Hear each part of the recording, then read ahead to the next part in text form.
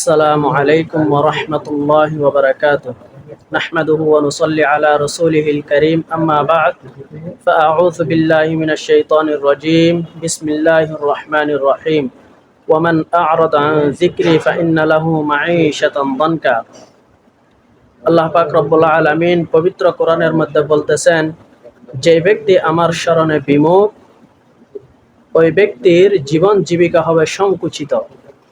ওয়ানাহশুরুহু ইয়াউমাল কিয়ামাতি আ'মা, এবং আল্লাহ পাক রব্বুল আলামিন ওই ব্যক্তিকে কিয়ামতের ময়দানে অন্ধ অবস্থায় পুনরুত্থান করবেন। তখন ওই ব্যক্তি আল্লাহ পাক রব্বুল আলামিন থেকে জিজ্ঞেস করবেন, ক্বালা রব্বি, হে আমার রব, লিমা হাশারতানি আ'মা, আমাকে অন্ধ অবস্থায় কেন পুনরুত্থান করা হলো? ওয়াকাদ কুনতু বাসীরা, আমি তো দুনিয়াতে চোখওয়ালা ছিলাম। তখন আল্লাহ পাক রব্বুল আলামিন ওই ব্যক্তির উত্তরে বলবেন, ক্বালা কাযালিকা আতাতকা আয়াতুনা ফানাসিতাহা,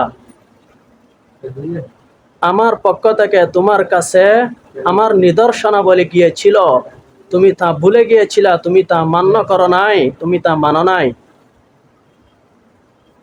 ওয়া কাযালিকাল ইয়াউমা তুনসা, এই জন্য আমি এই আখিরাতের মধ্যে, হাশরের ময়দানের মধ্যে তোমাকে ভুলে গেলাম। আল্লাহ পাক রব্বুল আলামিন আমাদের সবাইকে বুঝার এবং আমল করার তৌফিক দান করুন, আমিন।